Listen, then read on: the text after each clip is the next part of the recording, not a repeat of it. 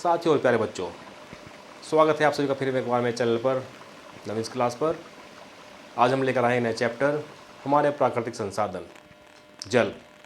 जल हम कहाँ से प्राप्त करते हैं, जल के कितने रूप होते हैं और हम जल का प्रयोग कहाँ कहाँ करते हैं, हमारे कौन कौन से कार्यों में जल का प्रयोग होता है और हम किस तरह से जल को बेकार में ऐसे गवा देते हैं, कैसे हम जल को बचा सकते हैं।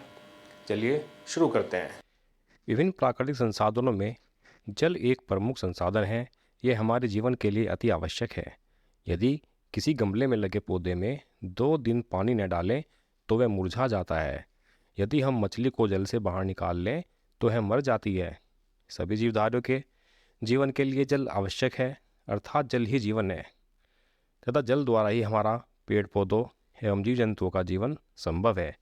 हमारे जीवन की विभिन्न गतिविधियों के लिए भी जल बहुत आवश्यक है। प्रकृति में जल निम्नलिखित 3 रूपों में मिलता है। नंबर 1 ठोस बर्फ, पहाड़ों पर जमी बर्फ जल का ठोस रूप है। नंबर 2 द्रव पानी, नदियों तालाबों झरनों समुद्रों आदि में बहता पानी जल का द्रव रूप है। और नंबर 3 गैस भाप, वायुमंडल में उपस्थित जलवाष्प जल का गैसीय रूप है। आइए हम जानते हैं जल के स्रोतों के बारे में।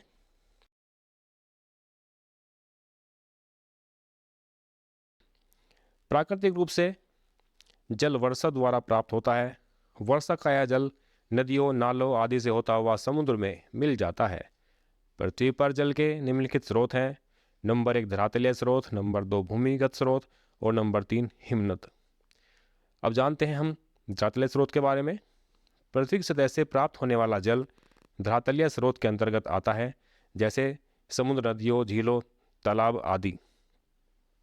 समुद्र पृथ्वी पर उपलब्ध जल का अधिकांश भाग महासागरों तथा सागरों में है। समुद्र का जल खारा होने के कारण पीने योग्य नहीं है। समुद्र में विभिन्न प्रकार के जीव जंतु पाए जाते हैं तथा ये जीव समुद्री जल में रहने के लिए अनुकूलित होते हैं। समुद्र के जल से नमक बनाया जाता है। मानव द्वारा निरंतर दूषित पानी एवं अवशिष्ट पदार्थों के समुद्र में मिलने या डालने के कारण समुद्र का जल प्रदूषित हो रहा है, जो कि समुद्री जीव जंतुओं के लिए हानिकारक है। नदी तालाब एवं झील, नदी तालाब एवं झील मीठे जल का स्रोत है। झीलें खारे पानी की भी होती हैं। नदियां मानव जीवन के लिए महत्वपूर्ण है। नदियों के जल का स्रोत प्रायः हिमनद, झरना या वर्षा का जल है। अधिकांश नदियों का जल दिन प्रतिदिन मानव द्वारा गंदा किया जा रहा है। हमें इन नदियों को स्वच्छ रखने हेतु मिलकर प्रयास करना चाहिए।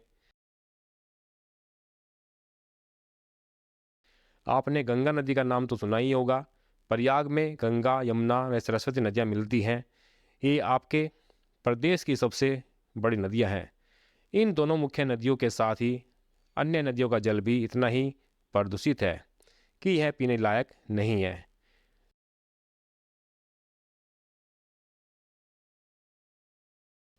भूमिगत स्रोत के बारे में जानते हैं।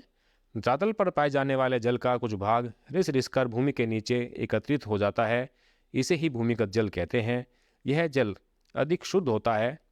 इस जल को कुओं, हैंडपंपों, नलकूपों आदि द्वारा प्राप्त किया जाता है। भूमिगत जल का मानव द्वारा दोहन करने से जल स्तर नीचे होता जा रहा है। वर्षा के जल को तालाबों, झीलों, बांधों एवं खेतों में रोककर भूजल स्तर को बढ़ाया जा सकता है। वर्षा के जल को इस प्रकार रोकना जल पुनर्भरण या रिचार्ज कहलाता है।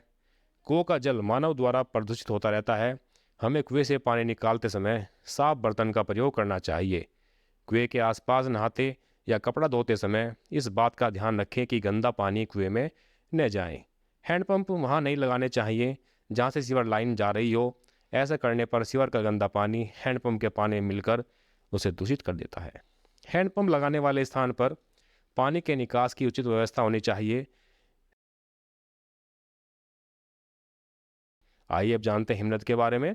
पृथ्वी की सतह पर पृथ्वी तथा ध्रुवीय क्षेत्र बर्फ से ढके हैं। ये बर्फ पिघलकर पर्वतीय ढालों से हिमनद के रूप में नीचे की ओर बहती है और नदियों में मिल जाती है। यह पृथ्वी की धरातलीय सतह पर पानी का सबसे बड़ा भंडार है। यह जल प्रायः स्वच्छ एवं मीठा होता है।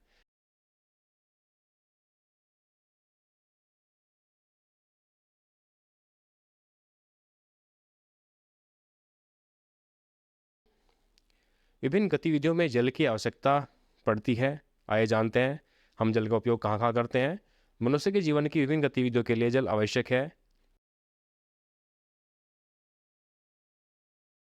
आइए जानते हैं घरेलू कार्यों में हम जल का उपयोग कहाँ कहाँ करते हैं। घरों में विभिन्न कार्यों में जल का उपयोग किया जाता है, जैसे नहाने, कपड़ा धोने, पीने व खाना बनाने में तथा बागवानी आदि में जल के विभिन्न उपयोग होते हैं। जैसे कि कृषि में पेड़ पौधों की वृद्धि के लिए जल आवश्यक है। विभिन्न प्रकार की फसल, अनाज एवं सब्जी उगाने में जल का प्रयोग किया जाता है। पृथ्वी पर उपयोग होने वाले जल की 70% मात्रा केवल सिंचाई में प्रयुक्त होती है।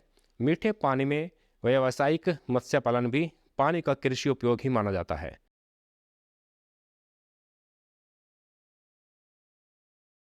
औद्योगिकी में जल का उपयोग विभिन्न उद्योगों में किया जाता है।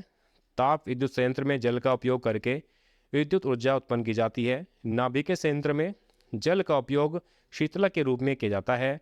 खाद्य पदार्थ एवं दवाओं के बनाने में जल का उपयोग किया जाता है।